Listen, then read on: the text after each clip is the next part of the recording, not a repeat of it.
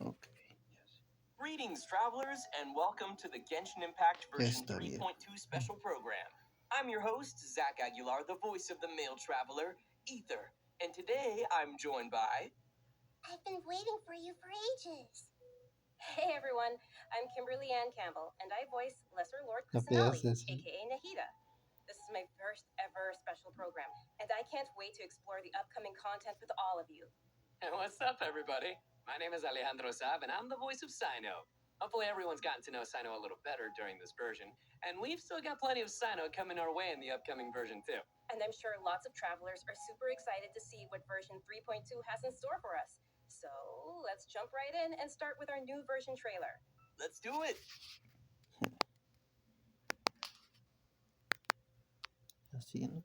Imagine this. We have orchestrated our plan and successfully rescued Lesser Lord Kusanali. We have changed Sumeru's entire political landscape. Huh? Did I just see something dart by? No. Having the doctor gone benefits him as well as us. Amazing. So this is how it feels to walk out of that cage with my own body. Yeah.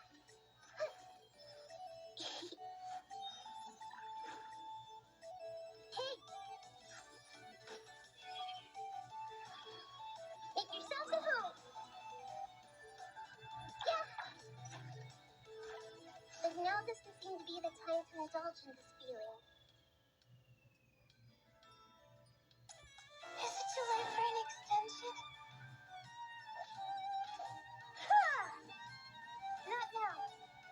Stars, shine for me.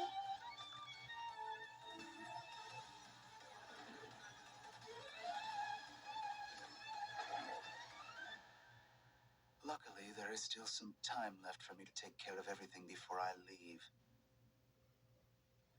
So, you think this is over? Oh, wait. No.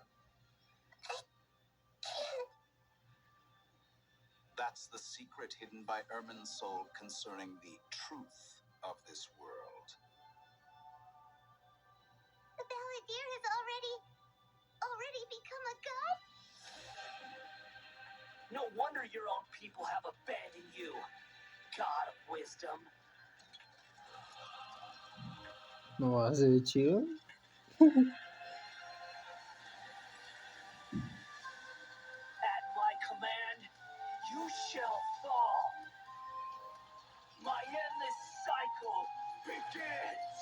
Your ploy was to sacrifice the traveler here, was it not? Nilu, are you sure about this? You're taking such a great risk for them.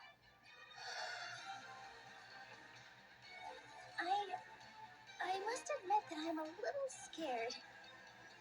But I'll try my best for Lesser Lord Kusanali. Hifim's plan is even more radical than I imagined. Brothers, let's show that we Eremites are not to be messed with.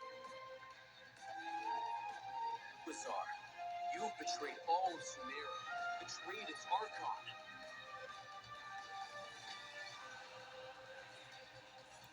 ¿Cómo se llama esa cosa? We are using human wisdom to create a god. Let us reenact a scene of the Archon War. Come and inaugurate my birth as a god.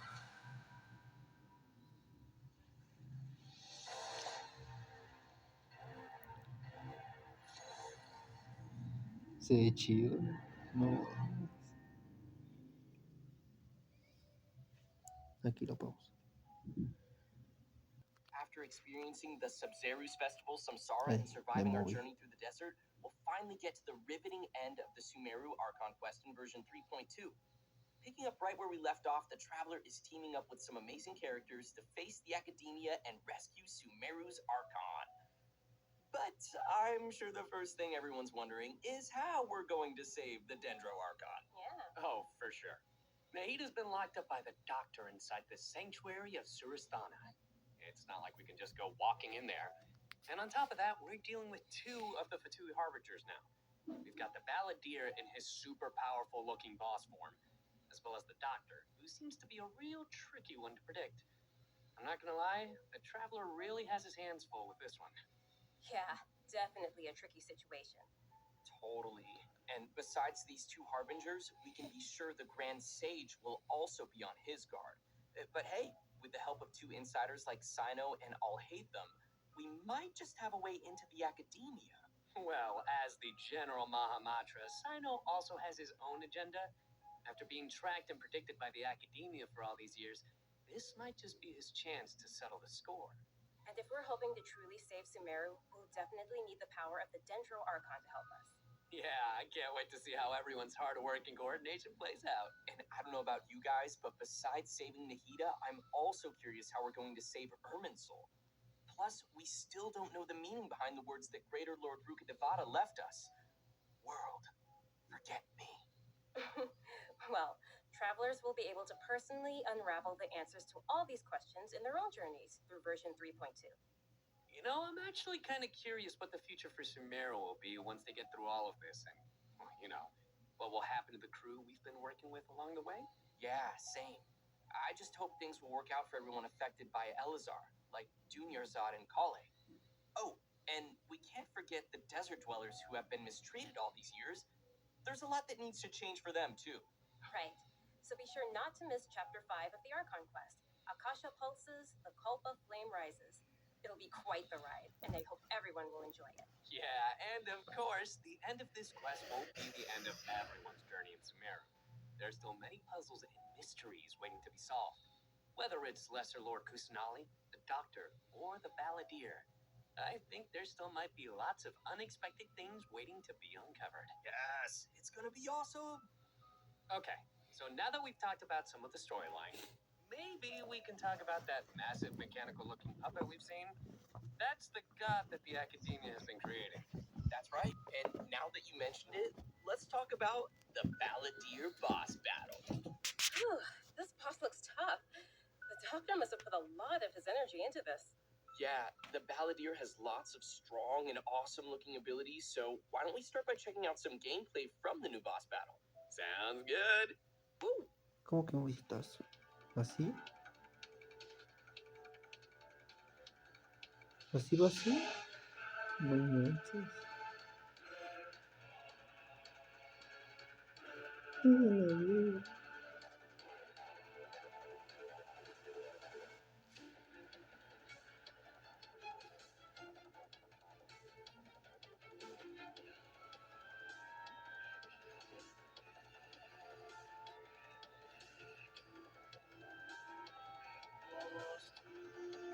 Ay, no más.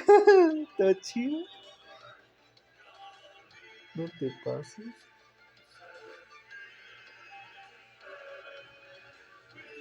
No más. Pero le va a ayudar algo, ¿no?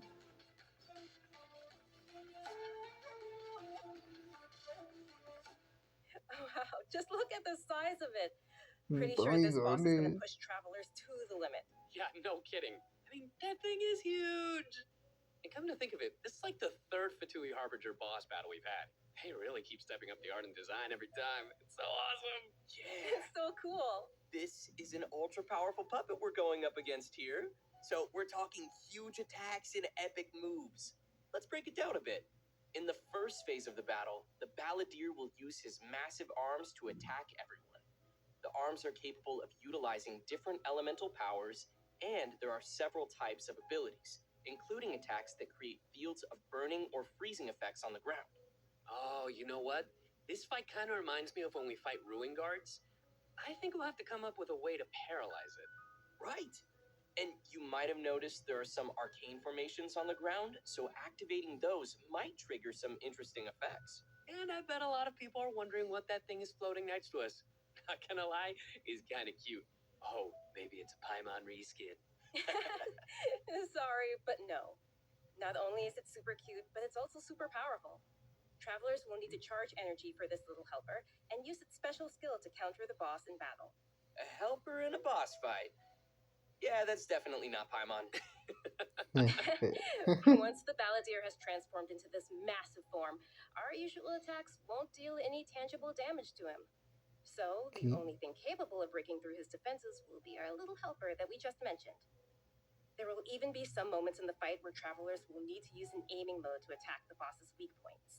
Oh, who would have guessed A that la little thing would be verga. so important against a boss the size of the balladeer? I know, right? They also use some amazing special effects for all of the balladeer's moves. Speaking of which, the cosmic appearance, the spacey special effects of his skills really kind of remind me of the Raiden Shogun skills. Ah, you're right. And seriously, I can't wait to check out this new boss fight. I'm so hyped. Yeah. So now that we've covered the new boss battle, I think it's time to introduce the first of our new playable characters coming in version 3.2. Let's welcome Lesser Lord Kusanali, aka Nahida. Hey, finally! After everything we've experienced in the story so far, I think Nahida's already like a good friend to us. It's seriously so crazy what we've been through. Oh, I'm so happy to hear you say that, Zach. Okay, so throughout our journey, maybe everyone's already noticed some of the unique, yeah, let's call it that, unique metaphors that Nahida likes to use. And yeah, they can be pretty out there. Or sometimes she'll use really childlike language to describe some deep or profound idea. But the truth is, she has yet to set foot in the outside world since she was born. To her, all the knowledge that she has in her mind is like pieces of scenery that she's never seen with her own eyes. Totally. It's really hard to imagine that the god of wisdom had been locked up for 500 years. Just makes me upset just thinking about it.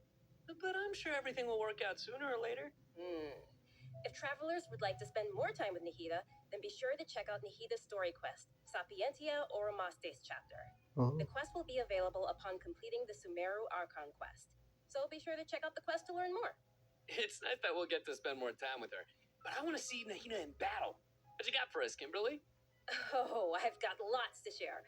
But before we get to that, let's have a quick peek at Nahida in action. What they say is true. You have to see the world for yourself to appreciate how beautiful it is.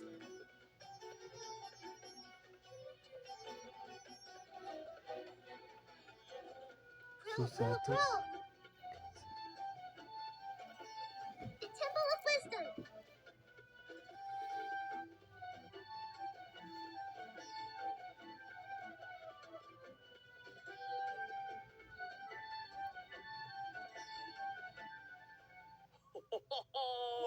She's so cute! Look at her! I love her!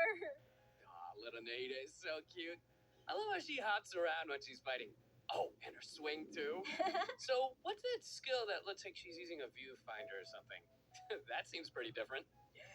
Okay, so let's start with her viewfinder-ish kind of skill, which is actually her elemental skill. As a catalyst user, Nahida's combat style is pretty unique. You may cast her elemental skill by tapping the skill button, or you may hold the button to enter an aiming mode. Opponents who are selected while aiming will be linked by Nahida's special mark. After you trigger elemental reactions on opponents who are linked, and when they take damage from dendro cores, Nahida will unleash Tri-Karma Purification, dealing dendro damage. Whoa, this is so cool. Yeah, I love how it's like connecting the enemies together. Outside of combat, Nahida can use her elemental skill and enter the aiming mode we just mentioned to interact with certain harvestable items, allowing her to collect items directly to the inventory from a distance. Whoa, wait. Being able to harvest materials like that is gonna be so cool. That'll really save us some time. Yeah, this skill may also have some additional uses, so travelers will have to give it a try themselves and see. Ooh, okay. Nahida's elemental burst is where things get really interesting. Upon unleashing her burst, Nahida manifests the Court of Dreams, expanding a special field. That's pretty amazing. The effect really does look like some royal court or palace. Yeah, different effects will be produced based on whether there are pyro, electro, and hydro characters in the party. While Nahida is within the special field, a pyro member in the party will increase the damage of Tri-Karma Purification. An electro party member will decrease the intervals at which Tri-Karma Purification is triggered, and a hydro party member will cause the duration of the field to be increased. If there are at least 2 party members of the elemental types I just mentioned, then the effects will be increased further. Oh, this is blowing my mind right now. We'll really have to focus on which effects we want to achieve and put some thought into our team's composition. Right? A key thing to remember is that these effects can be triggered while Nahida is not on the battlefield, as long as the active character remains in the special field radius. Oh. Nice. Also, in addition to Nahida, we have one other character joining us in version 3.2. Oh yeah. That's right. She's a very peculiar academia student. Her name is Layla. Most days, she looks super tired and anxious, which seems to be a direct result of her relentless struggle with her studies. Yeah, and not only is she frail and anxious looking, but she also studies astrology. So it's no wonder people around her might consider her a little strange and mysterious. And even though she's always groaning about her studies, most of Layla's research work is actually fine overall. It's just her lack of confidence that's really holding her back.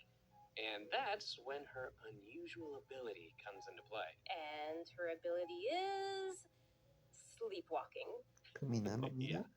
No. While she is sleeping, Layla unleashes her true self, allowing her to regain the confidence she needs and activate the talents and strengths she's had all along.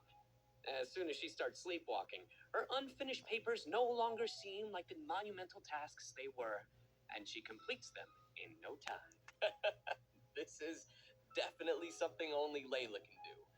Our viewers shouldn't try to do this with their own homework. But does Layla have any idea what happens when she's sleepwalking? I mean, does she know that she has this ability? She seems to be aware of it. The papers are obviously full of her handwriting, after all. But there have been some weird instances. For example, once during crunch time while researching, she sleepwalked and climbed the wall of Salmio, and then randomly bumped into Candace. Such weird occurrences have made her start to wonder what's really going on. And aside from her sleepwalking, just like any other student, Layla has many typical things that she hopes to achieve, as well as some regrets. She wants to be able to make friends and go out and have fun, but it seems like she'll never be able to do any of that until she graduates. And actually, I'm guessing that she uses her sleepwalking abilities in combat too, right? You bet. Let's have a look at Layla in combat. Sweet. Even when we're not looking up at the stars, they're always there. Watching over us.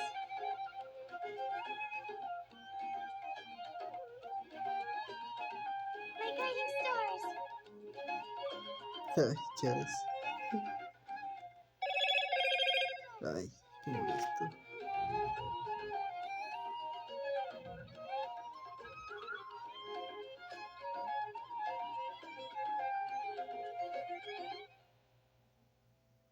It almost looks like she's sleeping while being protected by the shield. This shield not only protects Layla, but also creates night stars while it is active.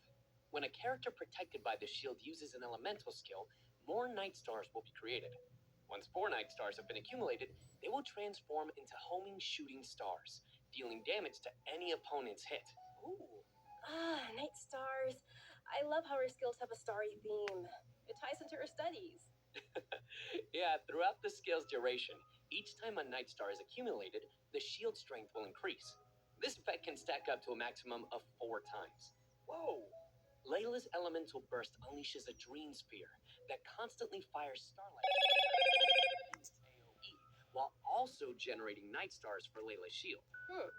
As the travelers expect to see these new characters available in-game. Great question. That brings us to our new Ay, event güey. wishes. In the early part of version 3.2, Nahida and Yoimiya will be available.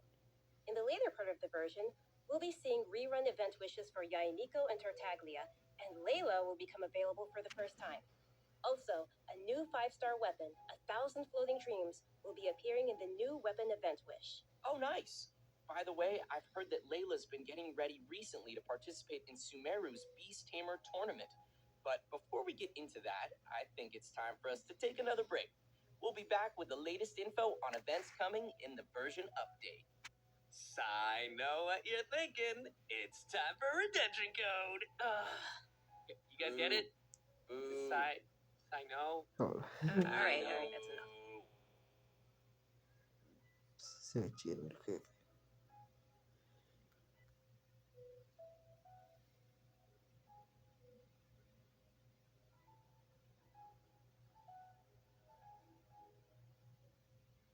Welcome back to the version 3.2 special program, everyone.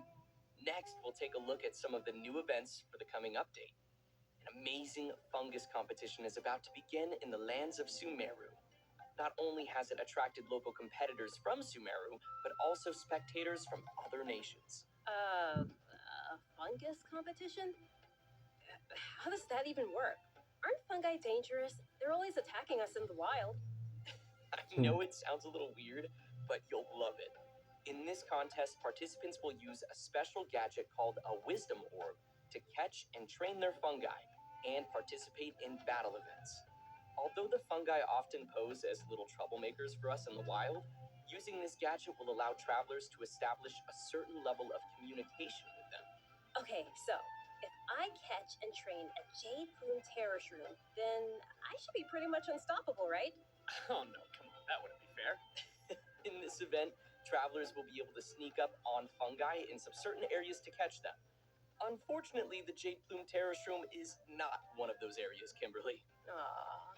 If you end up startling them, they'll flee until they are outside a set distance. After catching different kinds of fungi, you can follow Paimon's suggestion and give them cute names. But most importantly, you will have to train your fungi. That sounds fun. Travelers will have to use special floral jelly ingredients to mix and form blends that your fungi enjoy and unlock their true potential. While mixing ingredients, you use copy, switch, and rotate functions, and place a preset formula you have in the corresponding spot. Oh, looks kind of like jelly. I bet Paimon's gonna be all over that. Hey, Paimon wouldn't ever do that! Well, I can tell why you didn't book that role. And with all these different kinds of fungi, they should have different abilities, right? Yeah, so to work on their abilities, we'll use something called the Special Training Mode.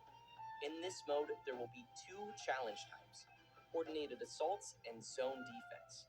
Travelers will be able to command their fungi's abilities, have them coordinate their ¿Otra attacks vez against a esto? single target, and control them to defend the ley line monolith. Oh, they're so cute. This is gonna be so much fun. I can't wait. Yeah, me neither. As for the rewards, in addition to Primo Gems and various materials, once travelers have reached a certain phase of the event, they will also be able to summon the great and almighty merchant, Dory. And Layla will be appearing in the event storyline, as well as a familiar visitor from another nation. Oh, Any idea who it could be? Supposedly a fun guy. un tatuaje. Okay, I see what you did there. I respect it. El torso, Let's ¿no? leave that for travelers to discover themselves in the event.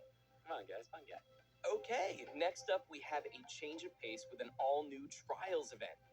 For this event, travelers will have to use characters' special abilities to complete specific objectives. For example, you may have to knock slimes into the goal by triggering an overloaded reaction with Yen Fei's Hola, increased ¿y esto? attacks, or use Galon's ¿Esto es elemental nuevo? skill to move quickly and dodge giant pinballs. Here are some others. Use Xiao's plunging attack to send platforms back to the ground, or use Beto's elemental skill to hit the ball. This sounds like some Oh, pretty unusual training.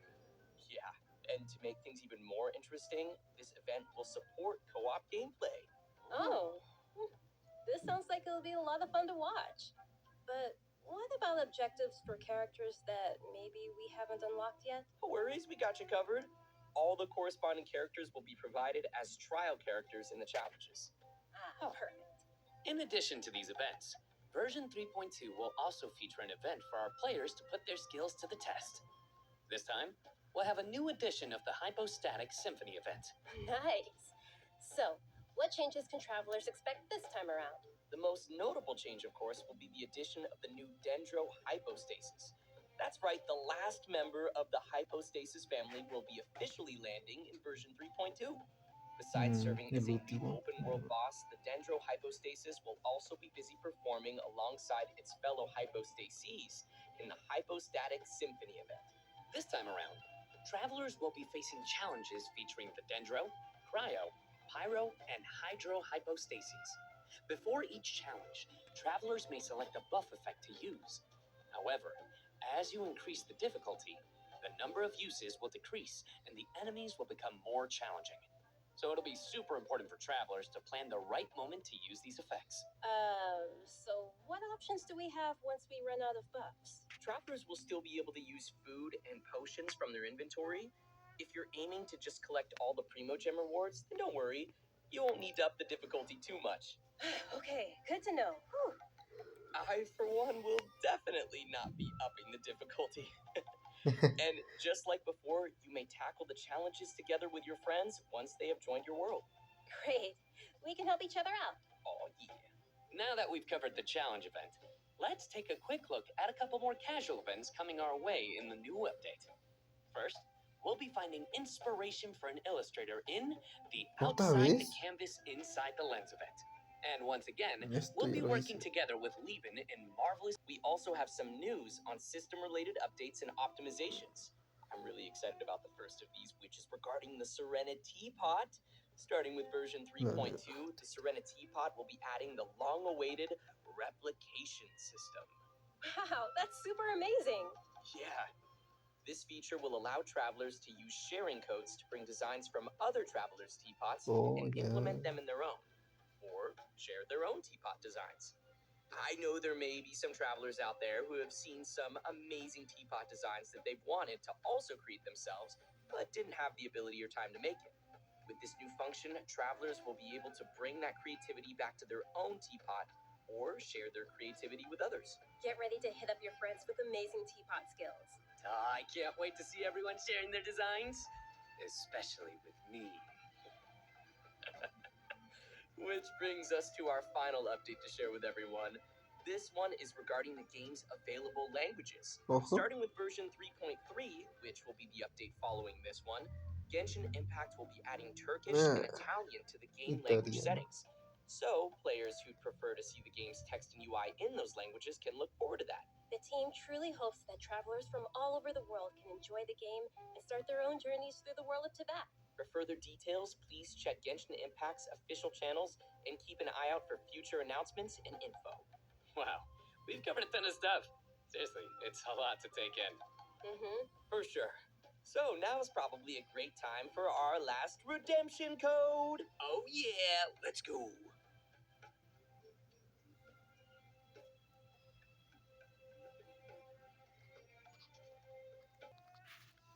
Ahí está. Well, everyone, I think we've covered just about everything coming our way in version 3.2, which means we've arrived at the end of our special program. This was fun. Yeah, No, we covered a ton of stuff. so much stuff. Yeah. So many events too. But the thing that I'm most excited about is, of course, me, the playable character. Obviously, Mm, nice. mm. Yeah, Yo no for lo me, vi it was tener. definitely the ballad here, dude. It looks so insane. I have no idea how I'm gonna do that. Yeah, no, for me, oh my gosh, so many things. Battling the dendro hypostasis, and of course the fabulous fungus frenzy, getting my little fungi and battling with them. And, the teapot, the Serena teapot, I'm so behind on my teapot, so I can't wait to You gotta get on it. hopefully get some designs from others, or at least, get some inspiration from getting another teapot design. And just as we mentioned earlier, even though the Sumeru Archon quest will be reaching its final chapter here, it most definitely won't be the end of our journey in Sumeru. In our story this time, we'll be encountering some interesting and mysterious content, and I hope it will be an amazing experience for all of our travelers. May the wisdom of the Dendro Archon be with all of you. See you in game, everyone. Bye. See ya. Bye-bye. Ay, güey. Ay, no vea eso.